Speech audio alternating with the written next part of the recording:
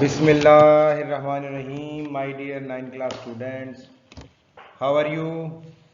I hope so. You are fine. Me, Muhammad Usman Munir, your English teacher, and I am also, Alhamdulillah, fine. We have been reading the translation of lesson number 9. Maybe today or tomorrow I have to finish it, and then I'll move to your question answer and glossary. I hope so. You have been listening to our teacher. You have been listening to our lectures. I hope so. You have been attending our lectures. I hope so. You have been paying your attention to our lectures. क्योंकि मैं हमेशा आपसे कहता हूँ कि आपको अगर कुछ पाना है तो उसके लिए सीरियस होना पड़ेगा. सो सीरियस होना पड़ेगा. This is the English time right now. आज हम जो पैरा पढ़ने जा रहे हैं उसके लिए आप अपनी you have to take your register and pencils और thoroughly you have to be mentally with me. मेरे साथ दिमागी तौर पर शामिल हो जाइए. This is what the paragraph on your screen. I stood still until her family came around with big smiles on their faces. I stood still. देखो इसका बेटा ये मैंने पहले भी आपको बताया था, पास में चला गया ना ये स्टूड स्टैंड स्टूड स्टूड. सो आई स्टूड स्टिल. स्टिल का मतलब गुमसुम साकत. गुमसुम साकत. स्टूड का मतलब खड़ी हो गई. आई स्टूड स्टिल, मैं साकत खड़ी थी. क्योंकि पास में चला गया ना, पास इंडेफिनिट सेकंड फॉर्म लगी हुई है. I have been saying to you कि जब भी टेंस देखना हो तो डू अप्रोच इट्स वर्ब. तो स्टूड का मतलब हो गया खड़ी थी और स्टिल का मतलब गुमसुम साकत. और इसके सिनोनिम में चले जाओ तो आप कह सकते हो मोशनलेस. एक बहुत ही प्यारा वर्ड आपको दे रहा हूं, इसके लिए याद रखें. स्टैटिक. STATIC.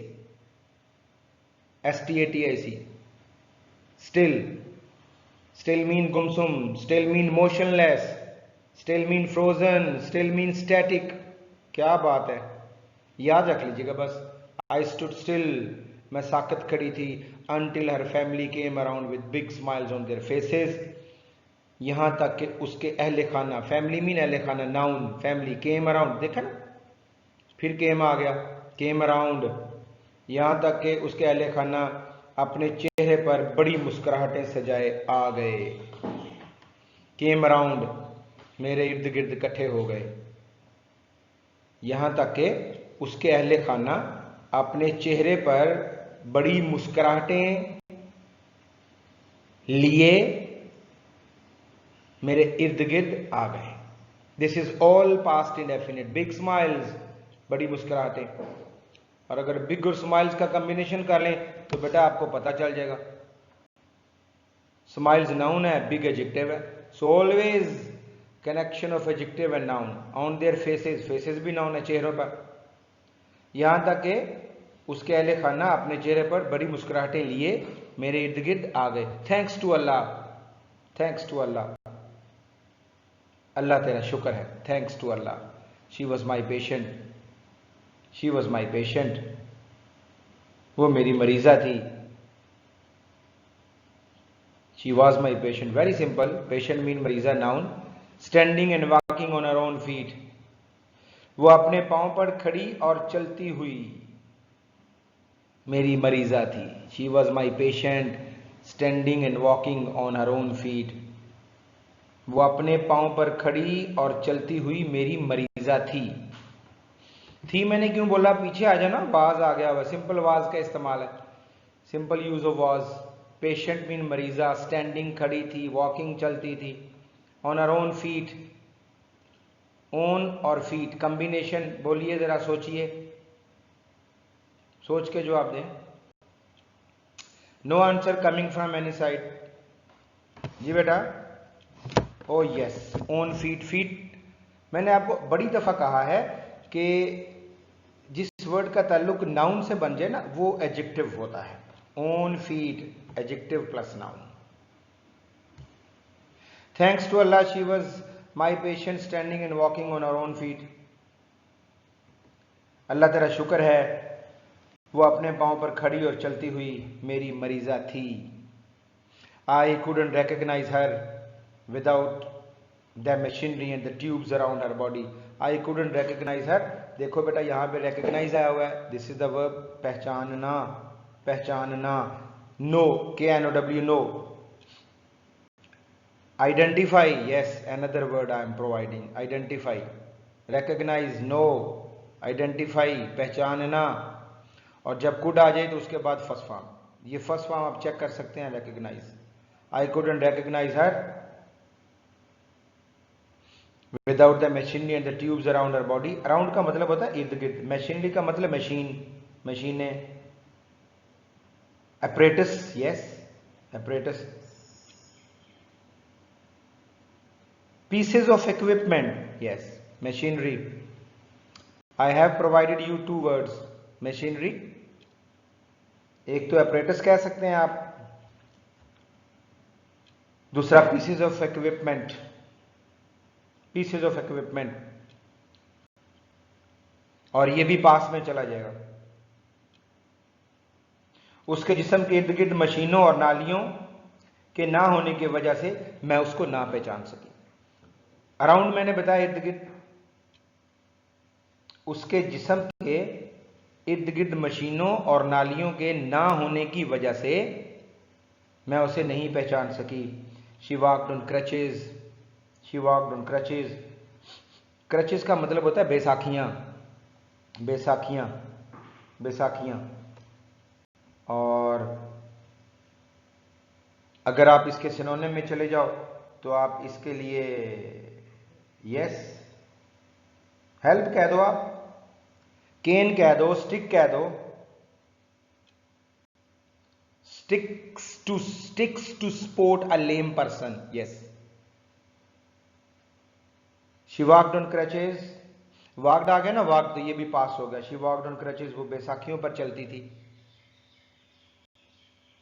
और you know my dear students, जब हम ये लेक्चर दे रहे होते हैं तो हमने हर चीज को बंद किया होता है, पंखे भी बंद, हर चीज बंद। So it's very tough, it's very tough.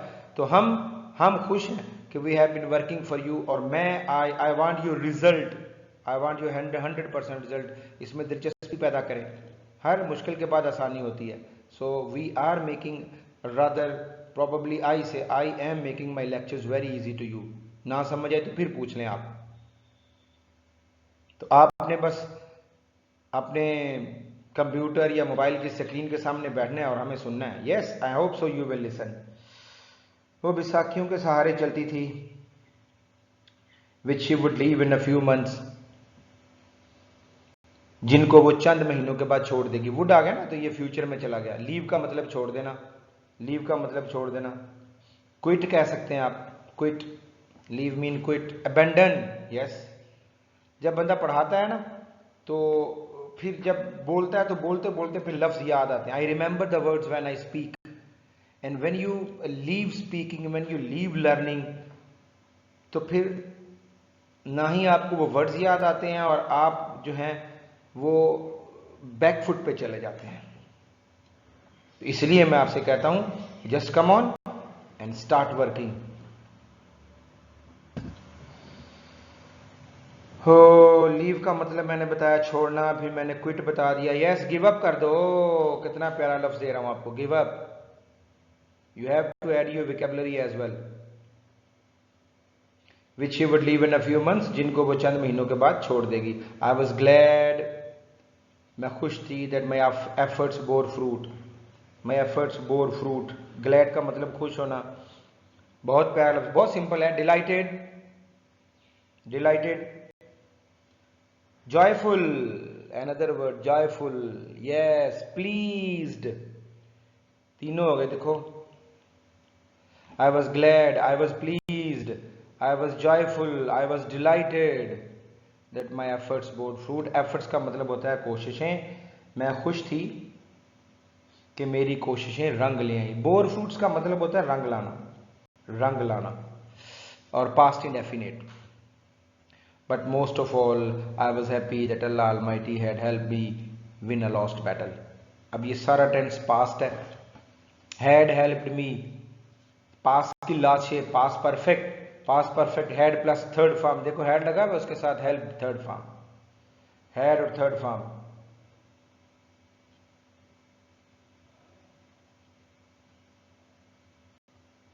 effort, that most of all I was happy that Allah might have helped me in win a lost battle।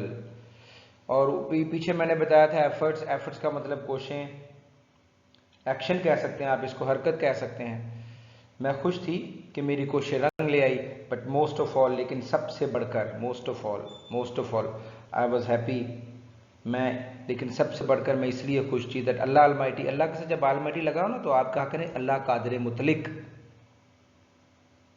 अल्लाह कादिर मुतलिक, that Allah almighty had help me win a lost battle, कि अल्लाह कादिर मुतलिक ने एक हारी हुई जंग जीतने में मेरी मदद की थी।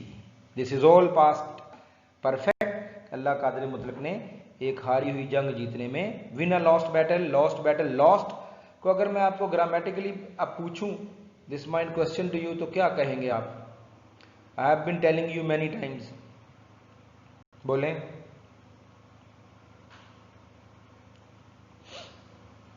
कोई भी नहीं बोल रहा ना, चलें, व्हाट आई एम, मैं तो हूं ना बोलने के लिए। लॉस्ट बैटल, लॉस्ट बेसिकली मैंने आपको वर्ब्स बताया था, वर्ब प्रेजेंट है, पास्ट है, पास्ट पार्टिसिपल, ये पास्ट पार्टिसिपल है और past participle as an adjective work कर रहा है बेटा। और मैंने इसी लेक्चर में बताया कि जिसका ताल्लुक नाउन या प्रोनाउन से होता है उस लफ्ज को हम एडजेक्टिव, वो एडजेक्टिव बनेगा। तो लॉस्ट पास्ट पार्टिसिपल है although, but past participle working as an adjective in a sentence. और बैटल क्या है? बैटल नाउन है कि अल्लाह कादिर मुतलक ने एक हारी हुई जंग जीतने में मेरी मदद की। So that was all from paragraph number 9। I hope so इंशाल्लाह ताला I will move towards glossary and then question answers. So you have to listen my lecture once, twice, thrice, and then you have to write its synonyms, meanings in Urdu as well. Urdu ही convert करते हैं basically, we are not genuine English person. तो उर्दू भी लिख लीजिएगा और साथ आप क्या लिखेंगे, आप इनके सिनोनिम्स लिखेंगे। That will help you a lot in your examination and assessment. God bless you, thank you very much, Allah Hafiz.